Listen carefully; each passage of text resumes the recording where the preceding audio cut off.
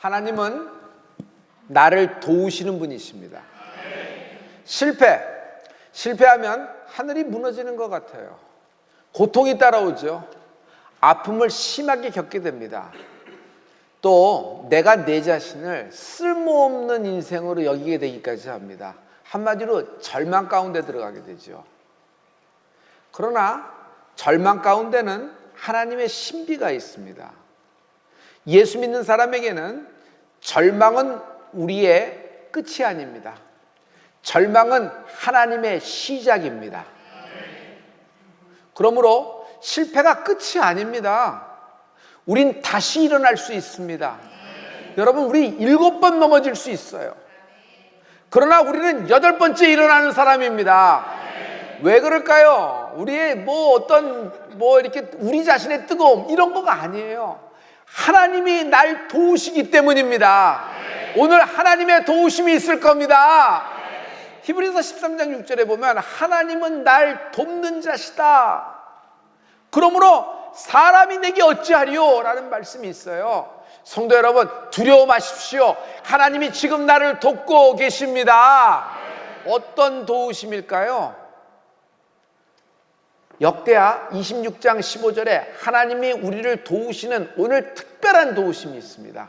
우리 다 같이 또 예루살렘에서 공교한 공장으로 기계를 창작하여 망대와 성각 위에 두어 살과 큰 돌을 바라게 하였으니 그 이름이 원방에 퍼짐은 기이한 도우심을 얻어 강성하여짐이더라. 기이한 도우심, 예수님의 수제자예요. 그리고 3년 동안 예수님이 제가 보기엔 가장 공을 많이 들인 제자인 것 같아요.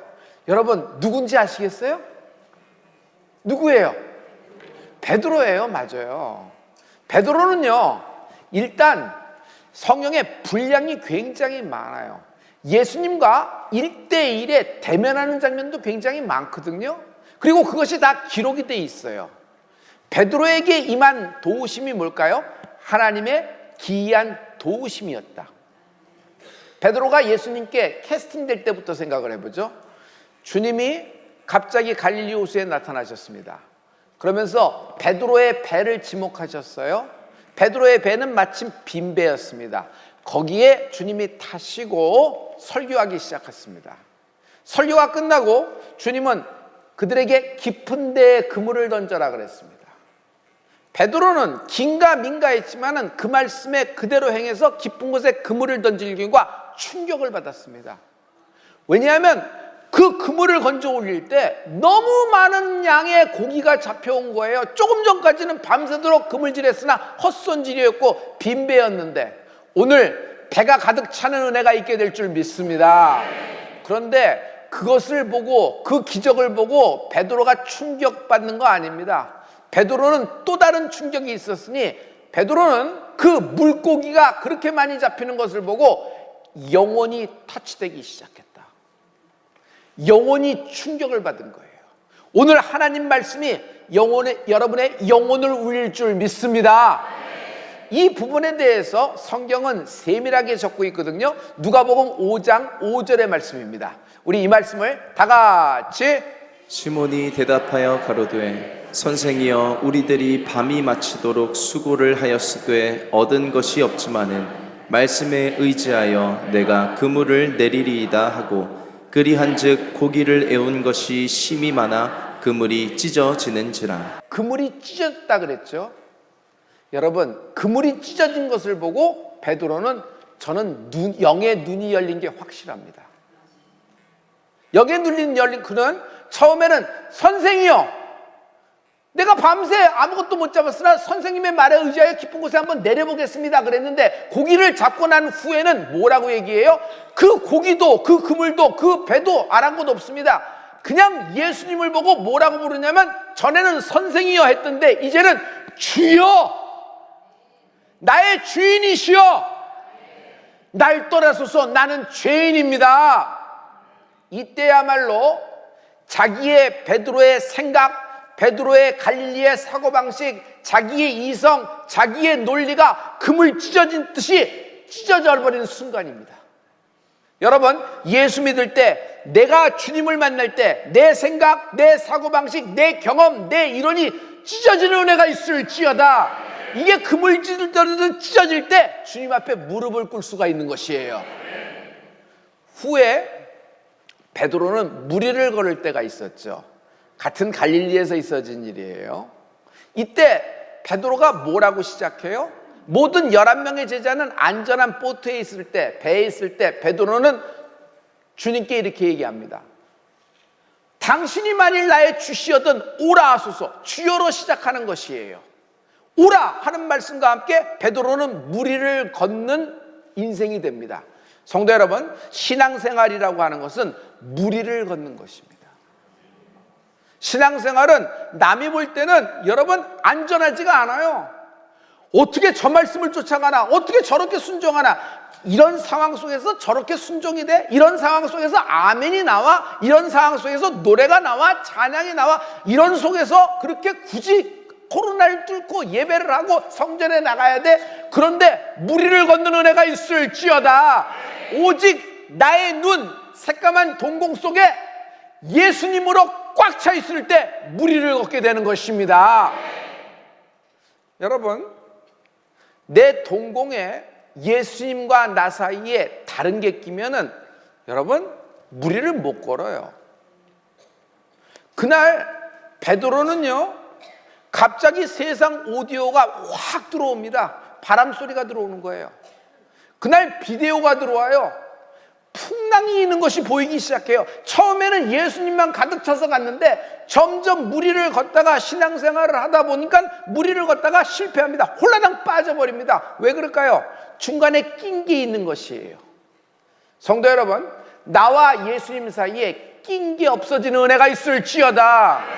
낀 게 있으면 가리게 돼요. 가리게 되면 영적 소경이 됩니다. 물질이 있어요. 거기에 사람이 있어요.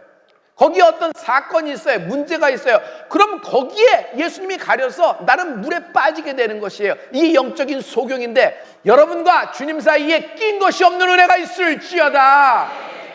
눈에 뵈는 게 없는 것이 신앙생활입니다. 예수님을 따라갈 때, 십자가를 두고 쫓아갈 때, 하나님의 말씀을 순종할 때 눈에 뵈는 것이 없어야 돼요. 그래서 세상 사람들은 미쳤다 그러는 거예요. 맞다, 미쳤다. 나는 미쳤어도 세상에 미친 것이 아니라, 나는 미쳤어도 물질에 미친 것이 아니라, 나는 미쳐도 예수님께 미치는 은혜가 있을지어다. 베드로는요, 그날 2번 무리를 걷습니다. 빠졌죠. 풍랑바다에서 물을 먹으면서 허우적 꼴깍꼴깍 하고 있습니다. 이때 예수님이 물에 빠진, 무리를 걷다 물에 빠진 베드로를 다가와 손 내밀어 붙잡아 주십니다. 굉장히 빠른 속도예요. 마태복음 14장 31절입니다. 여러분, 우리 이 말씀을 다 같이. 예수께서 즉시 손을 내밀어 저를 붙잡으시며 가라사대 믿음이 적은 자여 왜 의심하였느냐 하시고 즉시 예수님이 서두르셨어요. 베드로가 빠지니까 배를 보고, 아니 니네들이 배를 좀 돌려서 친구 좀 빠져라. 한 1분 물 먹는다고 뭐 베드로가 죽겠습니까? 그렇게 사람도 많고 그러고 조금 이따 살리면 되고 그러는 거예요. 아니면 뭐 널판지라도 하나 던져주고 뭐 구명조끼라도 하나 던져주라. 여러 가지 얘기할 수 있는데 주님이 직접 나서요. 무리를 걷고 있던 주님이 무리를 걷다가 실패해서 좌절해서 빠져버린 베드로를 찾아와 즉시 손 내밀어 끄집어내는 것입니다. 여러분, 오늘 이런 축복이 있기를 예수 이름으로 축원합니다. 하나님은 이런 축복의 분이세요. 시간이 지나서 부활 후에 주님이 베드로를 갈릴리에서 다시 만나십니다.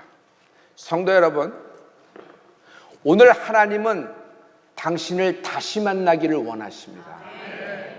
오늘 하나님은 당신을 다시 만나기를 원하십니다. 그때 주님이 제자들에게 배 오른편에 그물을 던져라. 어디서 많이 듣던 얘기인데요. 오른편에 그물을 던져니까 물고기가 올라오는데 큰 물고기만 올라와요. 근데 큰 물고기가 몇 마리예요? 153마리나 올라와요. 여러분, 광어도 1kg짜리, 2kg짜리는 그렇지만 3kg, 4kg, 5kg짜리 나간다 그러면 여러분 값이 2배, 3배로 뛰는 것이 아니에요. 기하급수적으로 올라가요. 그렇죠? 그거는 대물이라 그러는 것이에요. 근데 153마리나 잡히는 겁니다.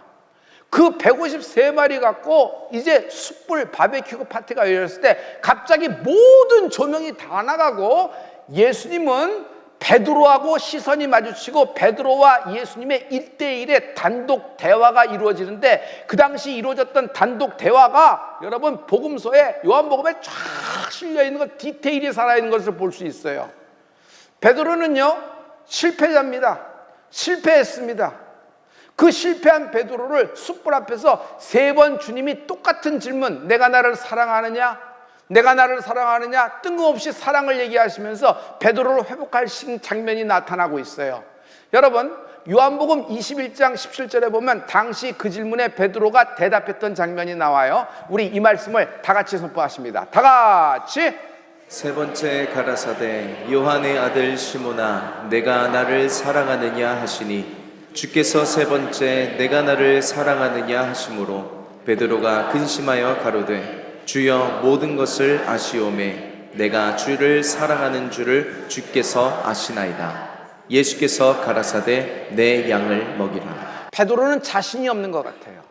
지금 주님의 질문에 내가 사랑한다고 얘기하지만 지금은 확신에 차고 지금은 다짐을 하고 지금은 세게 이야기할 수 있으나 주님 나는 또 다른 어떤 상황, 어떤 불리한 조건, 어떤 감당할 수 없는 인생을 만나면 난 충분히 그때처럼 옛날처럼 원망하고 변절되고 배반할 가능성이 많은 놈입니다 라는 말이 그 속에 포함된 것 같아요. 주님은 모든 것을 아시나이다.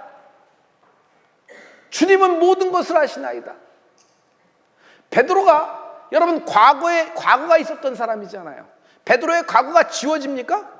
과거는 과거일 뿐인데 과거는 여전히 살아있어서 괴롭히는 겁니다. 과거의 베드로는 이렇게 얘기했습니다. 모두 예수님을 버릴지라도 내가 죽을지라도 나는 배반하지 않겠습니다. 확신에 차서 얘기했어요. 그러나 보기 좋게 계집종 앞에서 3번 실패합니다. 부인하고 저주까지 했습니다. 꼭기어 닭이 우는 소리와 함께 하나님이 하셨던 말씀이 생각이 나면서 대성통곡을 했던 걸 기억해요. 여러분 대성통곡 같다면 과거가 없어지나요?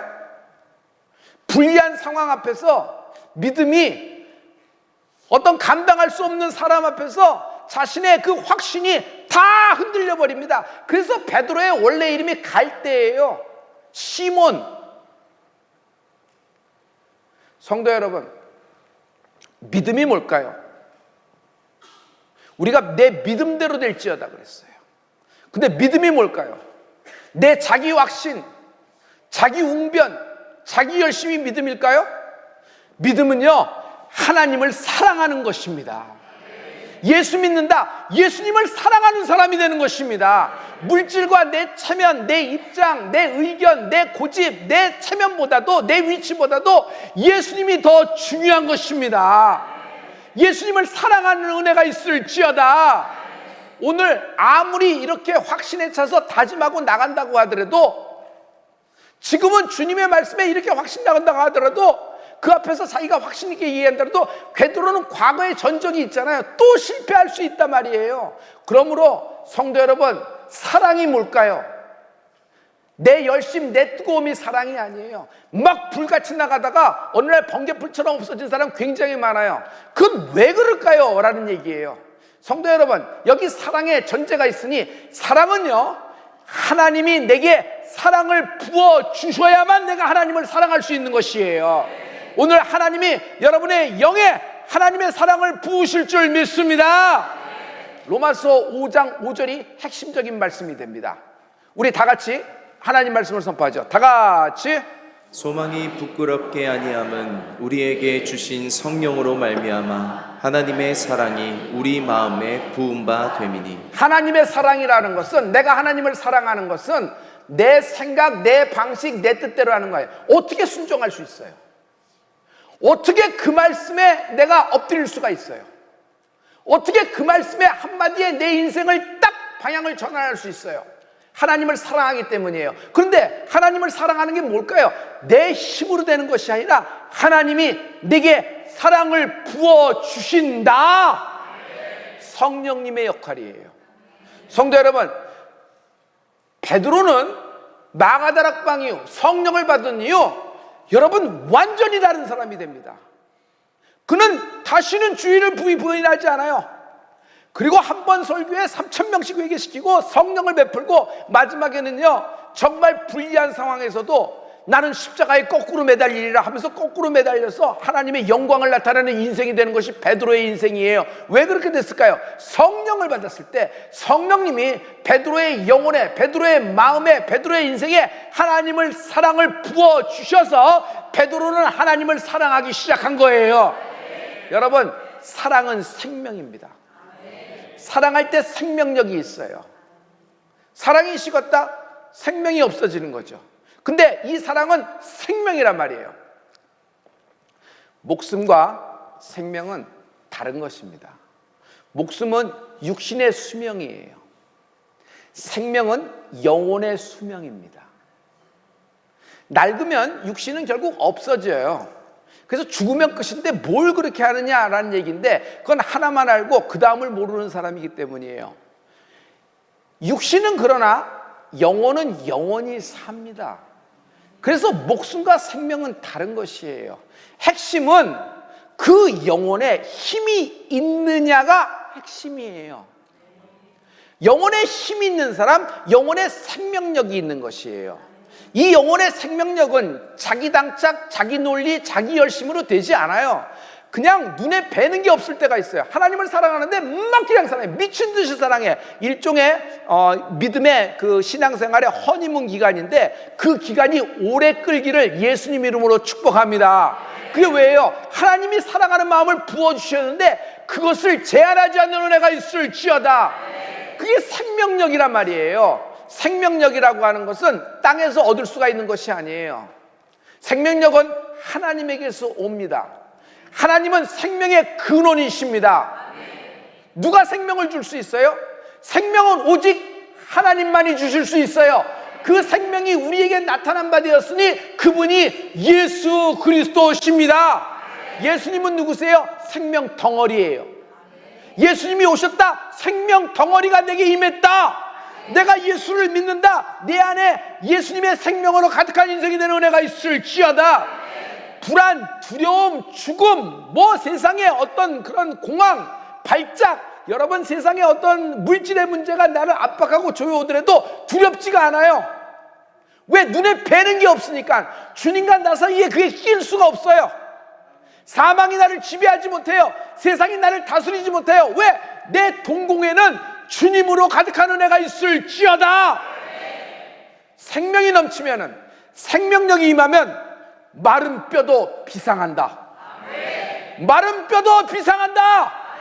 에스겔 골짜기에 마른 뼈가 다 살아난 것처럼 여러분 비상하는 올해가 되기를 예수님으로 축복합니다. 하나님의 기이한 도우심이다. 오늘 에스겔 골짜기가 좌표된 모든 인생에게 하나님의 생명이 부음받는 은혜가 있을지어다. 예수님이 우리하고 함께 계십니다. 예수님이 우리하고 함께 계십니다. 불안과 두려움, 실패와 좌절, 포기, 내가 나서는 예수님의 안에 뿌리채 뽑혀 밖으로 동서남북 흩어질지어다. 생명이 없는 곳에는 죽음이 지배합니다. 왜 좌절돼요? 왜 일어날 힘이 없어요? 호르몬의 변화예요? 그래서 호르몬 탓하고 호르몬 수치를 얘기합니다. 그럼 호르몬이 조절되면 그렇게 되는 걸까요? 그렇지는 않을걸요? 왜냐하면 영혼은 호르몬 수치로 조절되는 것이 아니라 하나님의 생명이 들어와야 돼요. 여러분, 생명, 예수님이 오심, 생명이 오심. 오늘 이 생명에 대해서 베드로는 후에 베드로전서에 3장 10절에 이 생명을 이렇게 말하고 있어요. 여러분, 우리 다 같이 이 말씀을 선포합니다. 다 같이. 그러므로 생명을 사랑하고 좋은 날 보기를 원하는 여기까지예요. 여러분, 생명을 사랑하는 은혜가 있을지어다. 생명을 사랑하는 자에게는 좋은 날이 임한다.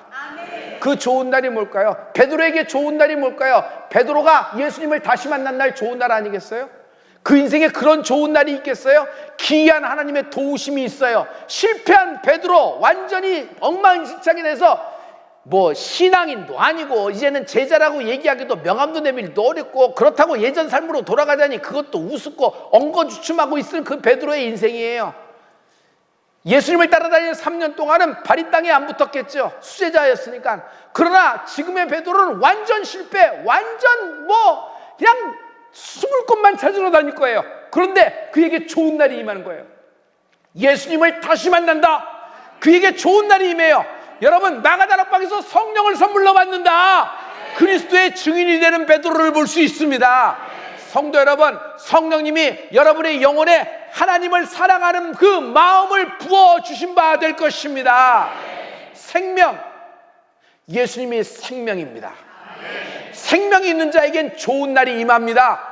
그러므로 성도 여러분, 우리가 지금 신유도 필요하고 신혼도 필요하고 부유와 능력과 지혜도 필요합니다. 그러나 그것 구하기 전에 먼저 생명을 구하라. 예배에서 받을 수 있는 것, 예배에서 우리가 얻고 갈 수 있는 것, 하나님을 만나는 것이다. 여러분, 교회로 오는데 주일 성수라고 예배를 하는데 예수님을 못 만난다 그러면 안고 없는 찐빵이 되는 거 아니겠어요? 사람과의 교제를 위해서 그래도 일주일에 한 번 교회 나가는 것이 마음의 위로받기 위해서, 여러분 그 정도의 차원의 것이 아니에요. 여기는 생명이 있는 곳입니다. 여러분, 생명을 얻는 은혜가 있을지어다. 이런 말씀을 들었는데 왜 내게는 응답이 안 오나요? 어렸을 때 이렇게 많이 했어요. 그래서 제가 물어봤어요. 아버지, 저 믿어요. 저 안 믿은 적 없거든요. 저 이거 그 말씀 믿었거든요. 근데 왜 나한테는 이런 일이 안 이루어지고 왜 이럴까요? 제가 물어봤어요.